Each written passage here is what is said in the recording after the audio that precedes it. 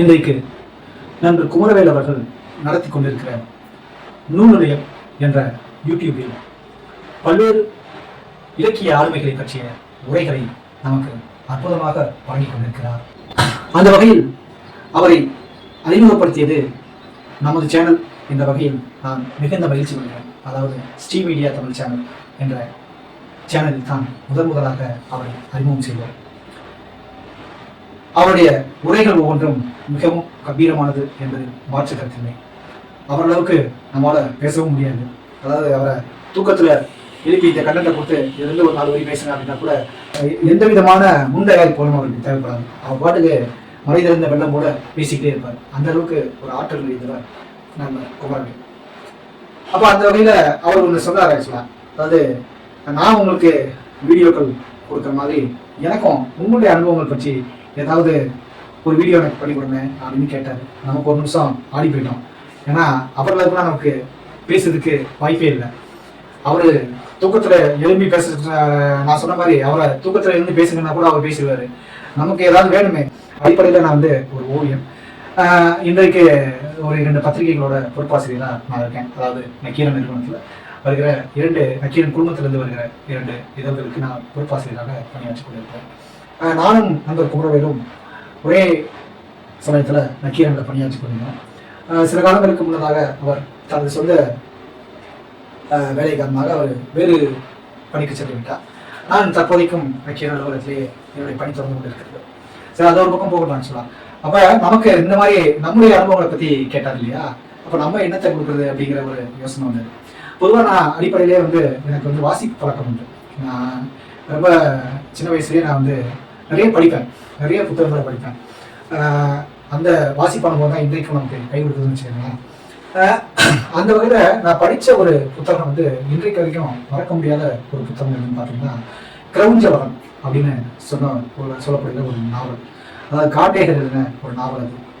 அந்த கதையில் உள்ள கேரக்டர்களை என்னால் மறக்கவே முடியாதுங்க. அதாவது அந்த ஒரு கேரக்டர் சுலோச்சனான ஒரு கேரக்டர் தான் கதையில் வரும். அது கிட்டத்தட்ட ஒரு லவ் ஸ்டோரி தான். அதில் உள்ள அந்த சுலோச்சனாங்கிற பேரை அவர் கதை முழுவதும் ஸ்லோன்னு தான் எழுதியிருப்பார். சுலோச்சனான்னு முழு பேரை எழுதியிருக்க மாட்டார். அந்த ஸ்லோ அப்படின்னா ஒவ்வொரு இடத்துலையும் அந்த பேர் வரும்.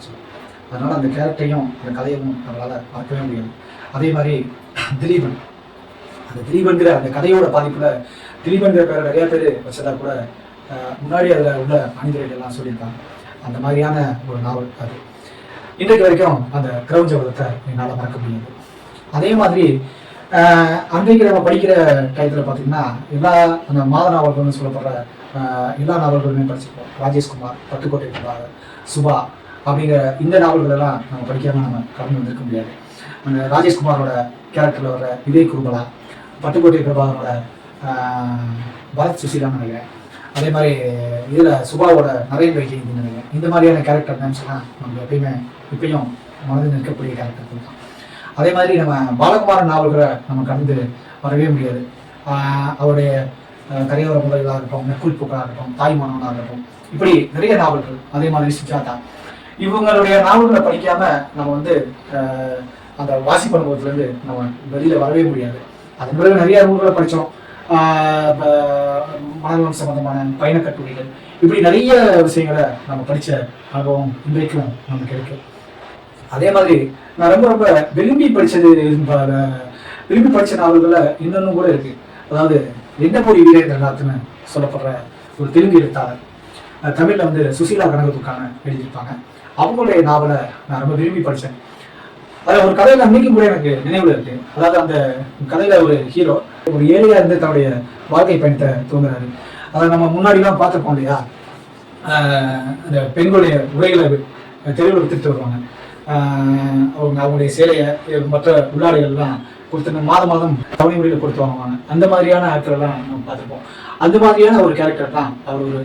அப்படி ஒரு கேரக்டரை படித்து அவன் ஒரு சாதாரண நிலையிலேருந்து ஒரு மிகப்பெரிய தொழிலதிபர் மாதிரியான ஒரு கதையில கொண்டு போயிருப்பாரு. அதை படிக்கும்போது ஒரு பெரிய தன்னம்பிக்கை நமக்கு இருக்கும். அந்த அளவுக்கு ஒரு விறுவிறுப்பா அந்த கதையை முழுக்க நம்ம டிராவல் பண்ண வைக்கிற மாதிரியான ஒரு ஃபீல் இருக்கும். அவருடைய நாவல்கள், நிறைய நாவல்கள் எனக்கு பிடிக்கும் சொல்லலாம். அந்த அளவுக்கு நிறைய நாவல்கள் அந்த டைத்துல இருந்தது.